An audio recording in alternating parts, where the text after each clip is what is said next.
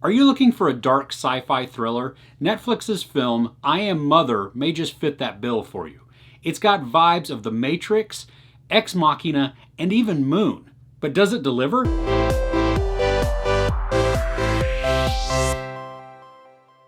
At the beginning of I Am Mother, text across the screen tells us that there has been an extinction event, and now a robot is overseeing 63,000 human embryos. We get to see a young girl from birth grow into a young woman. And all of this time, this young woman has been cared for by this robot with one eye in the center and these two little like light type things that are kind of like a mouth, but they curve upwards when the robot is trying to smile or be happy, which is kind of weird, I know, but the mouth doesn't actually move, the voice is just there. The girl in this is only referred to as daughter. That is her name in the film. And she is intelligent, and she is just raised and trained with all manners of skills and abilities. Now, each time she progresses, she has to take some exams that are administered by her mother, or mother, which is the robot, the one with the eye. And this is her only interaction. The only communication she has is with mother. That's her whole entire social circle, other than she watches some old recordings of The Tonight Show with Johnny Carson. As daughter approaches her exams, you can see that she has a bit of just anxiety because she wants to do well, she wants to please mother, but at the same time, she's also falling into some of the habits of a teenager. Like at one point, she doesn't really know the answers, and so mother is like, "Did you do the reading?" No.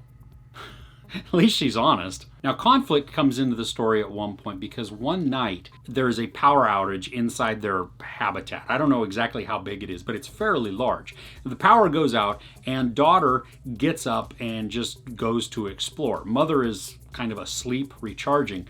And as daughter, she hears a noise, she looks down and she captures a mouse. Now, upon waking up, mother is like, "Oh no, there could be contamination. The airlock must be, compromised, all of this stuff." Well, she destroys the mouse in the incinerator.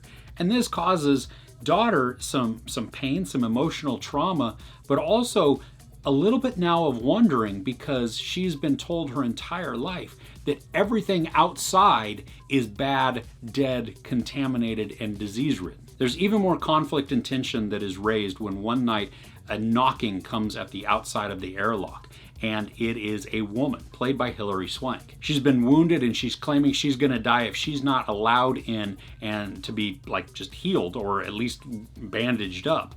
And so daughter eventually lets her in. Now, obviously, this is going to cause all kinds of problems with mother because, we see how she reacts with a mouse. She tosses it in the incinerator and protects daughter, and she sanitizes the whole airlock and searches for, little leaks and everything. Well, can you imagine what's going to happen when woman shows up and is now inside? What disease is she bringing? But also it raises all kinds of questions because how did she survive out there? And I thought they were all dead. As I said, Hilary Swank plays woman and Clare Rugaard plays daughter. Mother is voiced by Byrne, and they all do a really great job in their roles, especially Byrne because you never see her and she has to emote with just her voice. And so I know that we have a lot of voiceover type of characters just in movies today. And so it's not so much that, but now she's playing a robot, an unfeeling entity who is raising a child who then has to kind of give some kind of empathy, some kind of emotion, some kind of warmth to the voice. Almost a little bit like the, Tars in Interstellar, where, he has his humor rating and it talks more like you and I would speak than just some old robot that is monotone like this, and so of course this helps shape daughter as well. The movie itself is really quiet and slow in a lot of parts. And I think though the pace is more deliberate than just meandering, like that they don't know where they're going.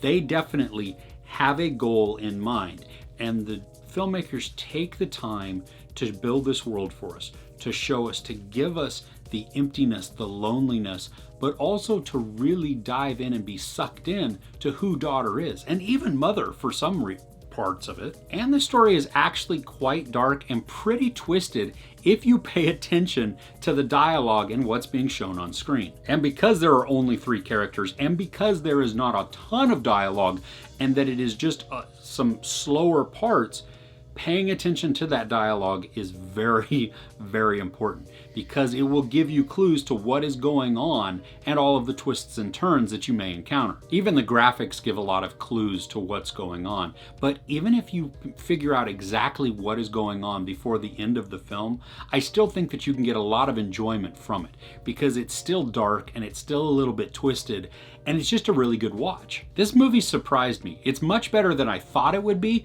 but it's right in line where I hoped it would be.